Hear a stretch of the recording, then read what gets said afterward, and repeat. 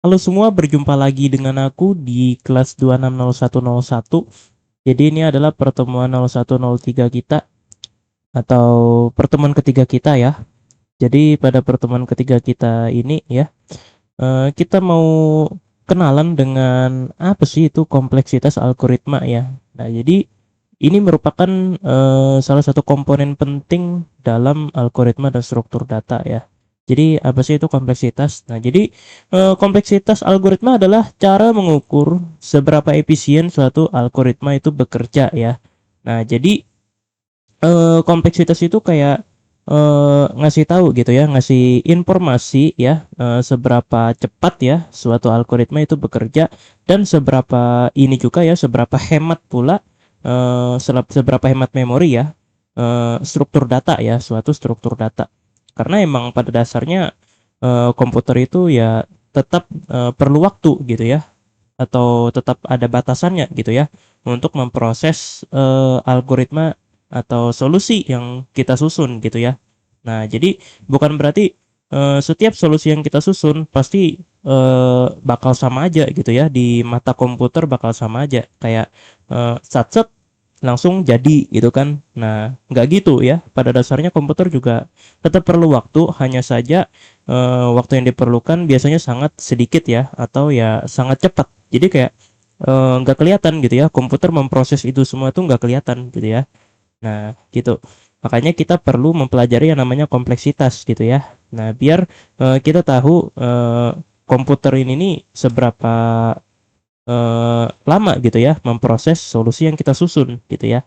Nah, semakin cepat komputer mengeksekusi solusi yang kita susun, berarti ya semakin efisien juga solusi yang kita susun gitu ya. Nah, kurang lebih kayak gitu. Jadi untuk kompleksitas sendiri itu terbagi menjadi dua ya, ada kompleksitas waktu dan ada kompleksitas ruang. Nah, kompleksitas waktu ini itu berkaitan dengan seberapa cepat algoritma yang kita susun ya, atau solusi yang kita susun itu dieksekusi oleh komputer gitu ya. Nah, dan biasanya ukurannya tuh milidetik ya, atau milisecond ya. Nah, atau disingkat juga ms seperti ini ya. Nah, atau 1 milidetik ya itu setara dengan 0,001 detik gitu ya. Nah, berarti 1 detik itu sama dengan 1000 milidetik. Nah, karena emang pada dasarnya komputer tuh emang kenceng banget kalau mengeksekusi perintah tuh cepet banget gitu. Makanya satuannya tuh milisecond. Nah, lalu untuk kompleksitas ruang ya, itu berkaitan dengan berapa banyak sih ruang atau memori yang diperlukan oleh solusi yang kita susun gitu ya. Jadi solusi yang kita susun ini tuh memakan eh, banyak makan berapa banyak gitu ya memorinya gitu ya.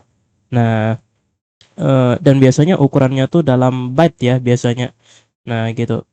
Eh, atau kilobyte ya biasanya ya, kilobyte atau terkadang megabyte juga ya terkadang. Tapi biasanya untuk ukuran dasar ya, untuk perhitungannya sendiri itu biasanya pakai byte gitu ya. Nah, kurang lebih kayak gitu.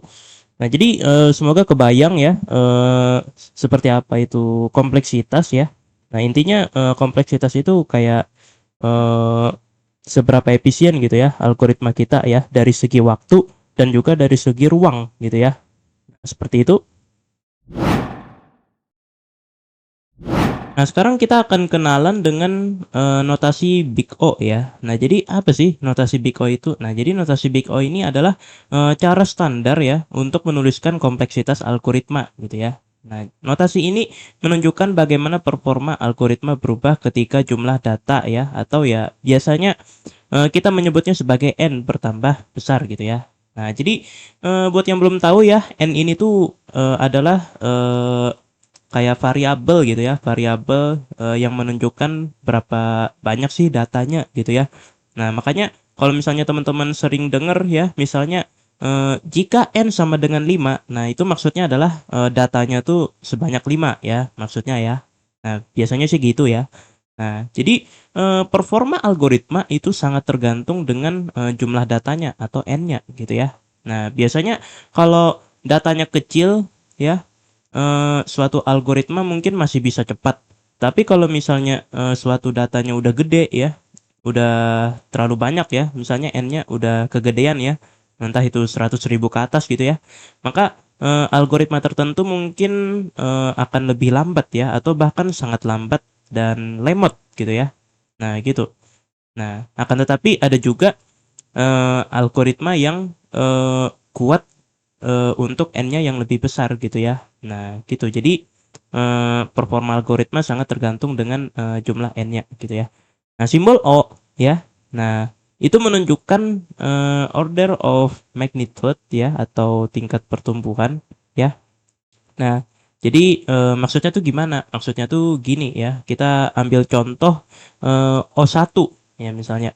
Nah, itu cara bacanya gimana? Nah, cara bacanya adalah O dari 1 ya. Nah, ini maksudnya adalah waktu konstan. Artinya apa? Artinya O1 ini menunjukkan eh, kalau performa algoritmanya ya itu konstan gitu ya. Nah, maksudnya tuh performa algoritmanya itu ya tetap gitu ya. Nah, jadi terlepas dari n-nya berapa ya, n-nya 100.000 ya kan, n-nya 1 juta ya, gitu-gitu ya. Dia nggak peduli gitu ya, dia tetap eh, apa ya, performanya tuh tetap gitu ya. Nah, itu maksudnya O1 ya, atau waktu konstan.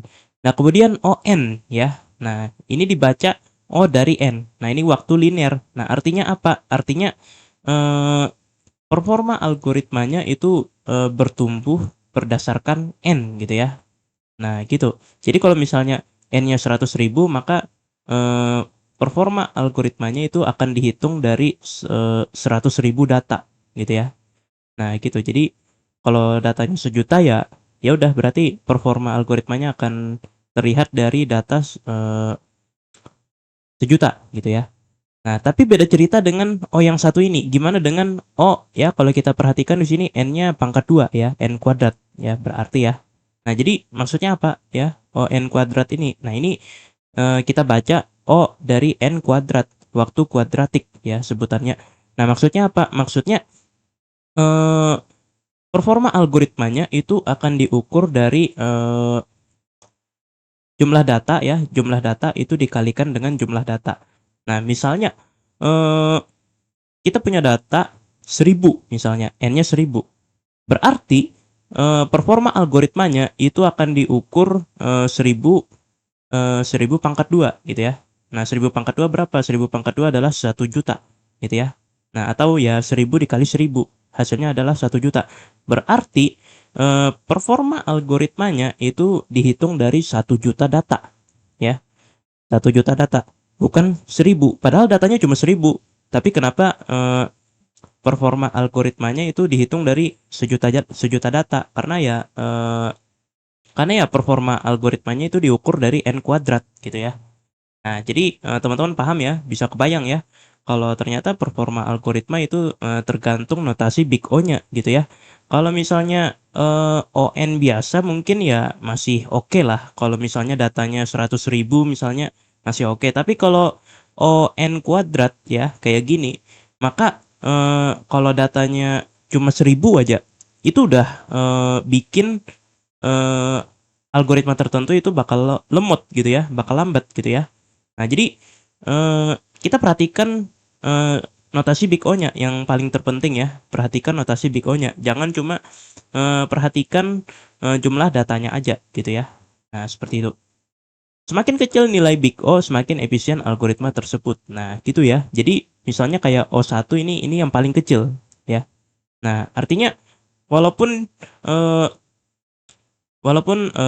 datanya gede misalnya 1 juta ya dia nggak peduli gitu ya, dia eh, efisiensinya dihitung dari 1 gitu ya konstan gitu ya. Nah gitu, 1 atau ya nilai berapapun itu yang kecil gitu ya mungkin. Nah seperti itu. Nah sekarang kita akan lihat tingkatan-tingkatan dari kompleksitas waktu ya. Kita mulai dari yang paling cepat dulu ya, yaitu O1 atau konstan gitu ya. Nah artinya apa? Artinya waktunya tetap ya, dia nggak peduli berapa banyaknya data. Nah jadi efisiensi algoritmanya itu akan tetap diukur dari berapa ya, dari satu atau beberapa data doang gitu ya. Walaupun data aslinya itu gede gitu ya, kayak 1 juta ya atau 1 miliar misalnya ya. Nah, dia nggak peduli ya, dia tetap satu gitu ya, satu atau beberapa data doang gitu ya yang ini ya yang jadi tolak ukur efisiensi algoritmanya ya. Atau mungkin bahasa yang lebih tepatnya itu kompleksitasnya ya. Kompleksitasnya itu tetap satu atau beberapa doang gitu ya. Nah, contohnya mengakses elemen pertama array gitu ya. Nah, jadi walaupun jumlah elemen array-nya itu mungkin ada 1 juta ya, misalnya ya, ada 1 juta elemen ya, array-nya gede banget ya. Dia nggak peduli ya kan dengan banyaknya data tersebut ya, dia tetap perlu satu langkah doang gitu ya untuk menemukan elemen pertama gitu ya, mengakses elemen pertama ya. Kalau kita ngaksesnya dari depan, jadi kayak kita dari depan ya kan pengen pengen ngakses elemen pertama ya, langsung satu langkah set sudah langsung ketemu gitu ya, elemen pertamanya langsung ditemukan gitu ya, walaupun datanya itu gede banget ya. Nah, tetap satu langkah doang.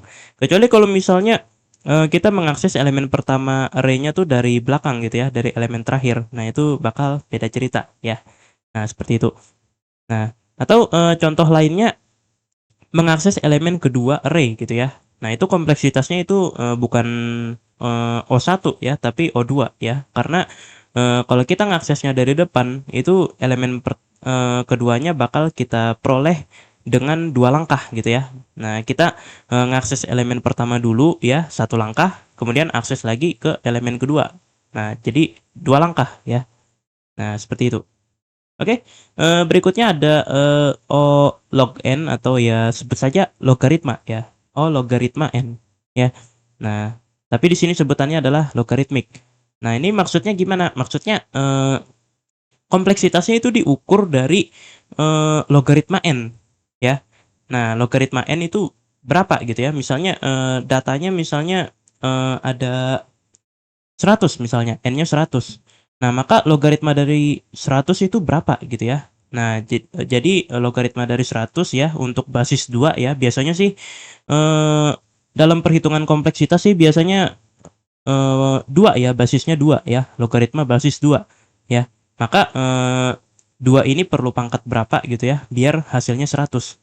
Nah, kira-kira sih perlu sekitar pangkat 6,67 ya. Kira-kira ya. Kalau salah koreksi ya. Nah, 6,67 ya biasanya ya. Eh, apa namanya? Pangkat yang diperlukan untuk 2 ya agar hasilnya tuh 100. Berarti ya, kompleksitasnya itu cuma 6,67 doang gitu ya. Bayangkan datanya 100 tapi kompleksitasnya cuma 6,67 gitu ya. Nah, jadi kayak logaritmik ini biasa biasa bisa dikatakan waktunya tuh bertambah sangat lambat gitu ya.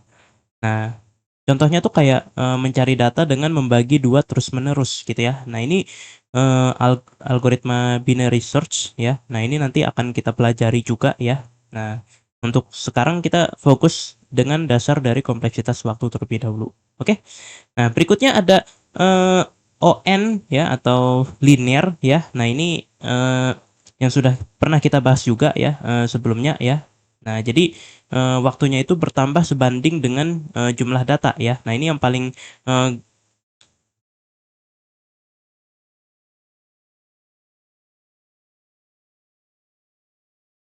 nah, berikutnya ada ON ya atau linear ya, sebut saja linear. Nah, ini yang paling gampang untuk kita bayangkan ya. Nah, dan sudah kita bahas juga ya. Nah, barusan ya. Jadi maksudnya tuh ON linear nih, maksudnya tuh gimana? Maksudnya tuh waktunya tuh bertambah sebanding dengan jumlah data.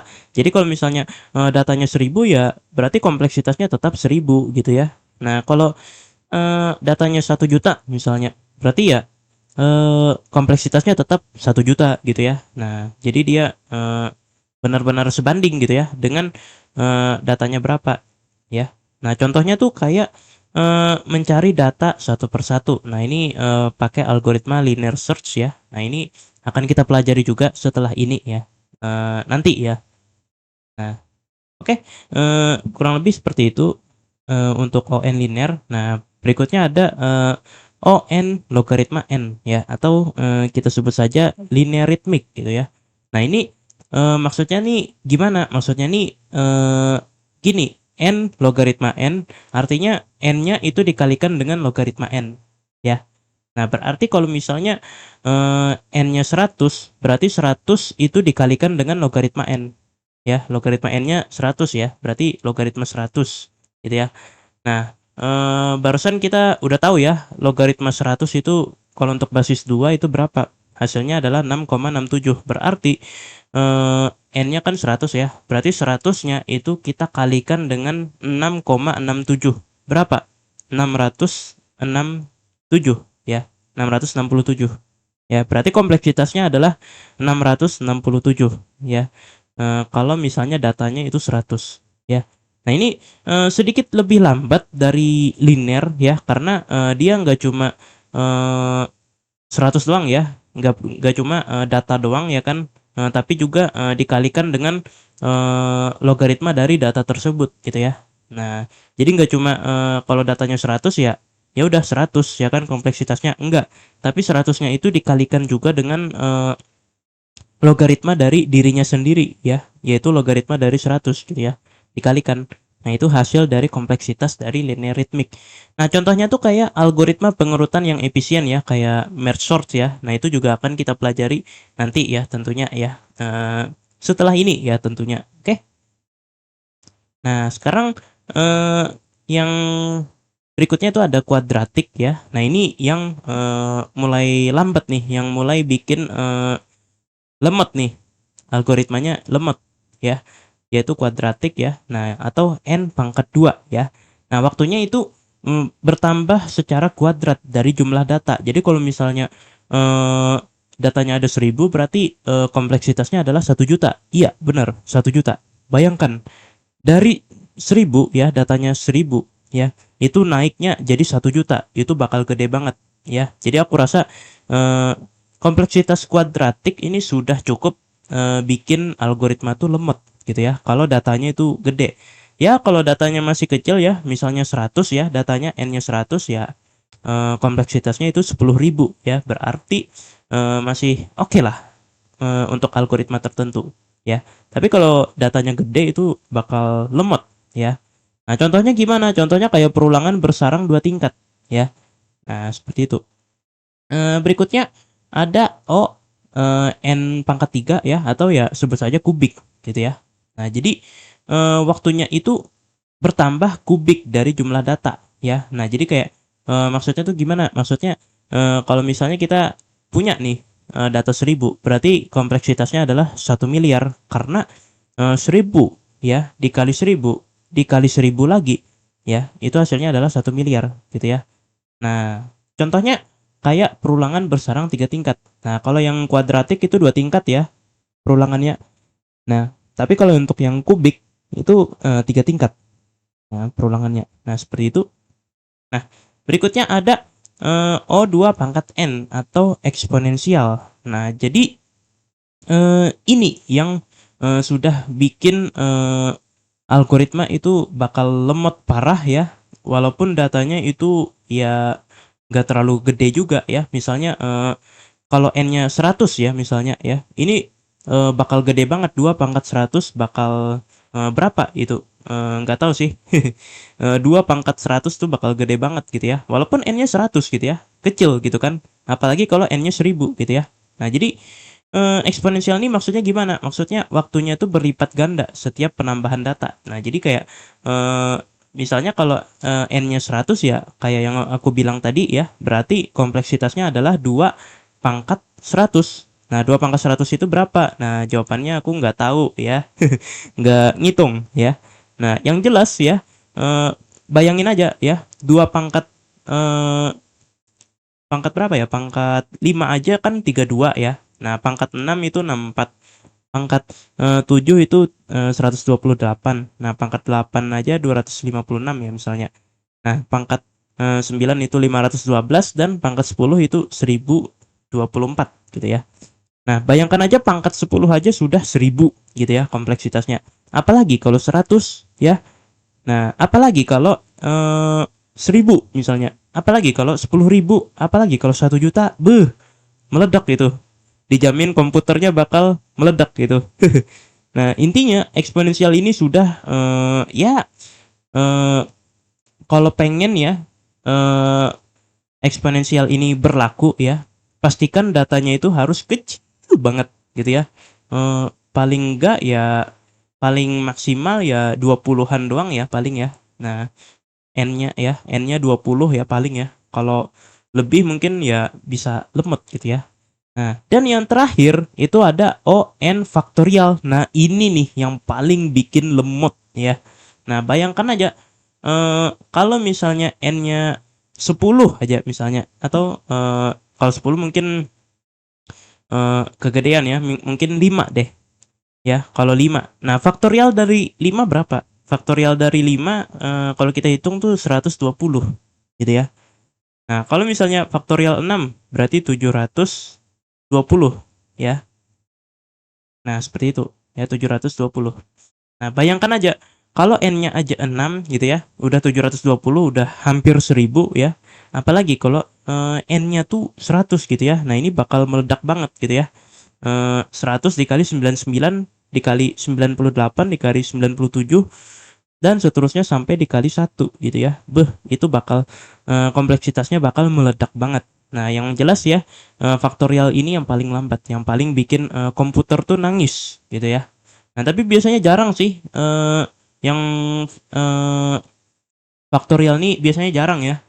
Algoritma yang kompleksitasnya faktorial. Biasanya yang sering itu biasanya ya kuadratik ya, atau logaritmik ya biasanya ya. Kalau untuk yang algoritma efisien, atau kalau algoritma yang lambat itu kayak kuadratik mungkin ya.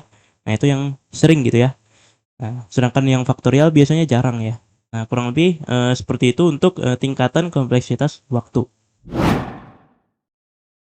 Nah, sekarang kita akan lihat tingkatan dari kompleksitas ruang. Nah, jadi sebenarnya kompleksitas ruang dengan kompleksitas waktu itu notasinya tuh sama aja ya. Kalau kita perhatikan di sini ada O1, ada O logaritma n, ada O n, ada O n logaritma n ya. Ada O n pangkat 2, n pangkat 3, ada O2 pangkat n, dan ada juga n faktorial. Jadi sebenarnya sama-sama aja ya. Tapi yang membedakan adalah yang dihitung ya. Jenis kompleksitas yang dihitung. Nah, kalau yang tadi kan yang dihitung kan kompleksitas waktu. Nah, ini kompleksitas ruang gitu ya. Nah, tapi nggak apa-apa kita ulang sedikit ya. Misalnya mulai dari O1 dulu. Nah, ini sudah tahu ya, O1 ini maksudnya dia tetap gitu ya, berapapun datanya. Nah, contohnya kayak menyimpan 3 angka saja. Nah, berarti kompleksitasnya berarti 3 ya. Eh, Berarti ya kalau 2 ya berarti 2 gitu kan. Nah, kemudian ada logaritma n gitu ya. Nah, kalau misalnya kita pengen menyimpan 100 angka misalnya. Nah, eh, berarti kompleksitasnya itu cuma 6,67 gitu ya. Nah, contohnya kayak menyimpan hasil pembagian secara bertahap. Nah, seperti itu. Kemudian ON ya. Nah, ini memorinya itu sebanding dengan data gitu ya. Nah, kayak contohnya kayak menyimpan salinan semua data. Nah, jadi kalau misalnya datanya 1000 ya, berarti pas kita salin ya datanya, berarti kita eh, apa ya? Berarti kita telah menyalin 1000 data dan itu kompleksitasnya adalah 1000. Nah, gitu. Kemudian ada n logaritma n. Nah, ini eh, kalau misalnya datanya 100 ya misalnya ya. Nah, berarti 100 dikali logaritma 100. Nah, itu berapa gitu ya. Nah, ini memori untuk penyimpanan tambahan dalam pengurutan ya biasanya ya. Nah, kayak merge sort ya biasanya, merge sort. Ya. Nah, itu nanti ya seperti yang udah aku bilang ya, itu akan kita pelajari nanti ya. Oke, berikutnya ada O n pangkat 2 ya, memori kuadratik. Nah, contohnya kayak matriks ya. Nah, contohnya n dikali n gitu ya. Nah, matriksnya misalnya 3 kali 3 misalnya ya, ukurannya ya. Ukurannya 3 kali 3. Berarti kompleksitasnya adalah 9 gitu ya. Nah, gitu. Kemudian ada O n pangkat 3. Nah, ini memori kubik gitu ya. Nah, jadi kayak 3 dimensi gitu ya. Kalau matriks ini kan ya dua dimensi ya. Nah, kayak array array dua dimensi. Nah, sedangkan kubik ini kayak array tiga dimensi gitu ya. Nah, contohnya kayak kubus tiga dimensi gitu ya. Nah, jadi ada tinggi gitu ya, ada lebar gitu ya, ada panjangnya juga gitu ya. Nah, seperti itu. Oke, berikutnya ada O2 pangkat N. Nah, ini memori eksponensial. Nah, ini sangat boros memori ya. Nah, ini aku nggak ada nemu ya contohnya kayak gimana ya. Yang jelas memori eksponensial ini sudah ya sangat boros memori. Apalagi berikutnya ada memori faktorial. Nah, eh, ini yang sangat sangat sangat sangat boros gitu ya. Nah, tapi biasanya jarang banget ya dipakai ya biasanya. Di kompleksitas waktu pun jarang ya dipakai, apalagi yang ruang ya. Nah, ini hampir nggak pernah digunakan ya. Nah, dan buat teman-teman yang tahu ya, contoh kompleksitas n faktorial ya untuk yang ruang, mungkin teman-teman bisa coba kasih tahu di kolom komentar ya contohnya kayak gimana ya. Oke, aku rasa segitu saja pertemuan 0103 kita kali ini. Semoga bermanfaat dan tak lupa aku ucapkan terima kasih kepada teman-teman semua yang sudah mau menghadiri pertemuan kali ini dan sampai jumpa di pertemuan-pertemuan berikutnya.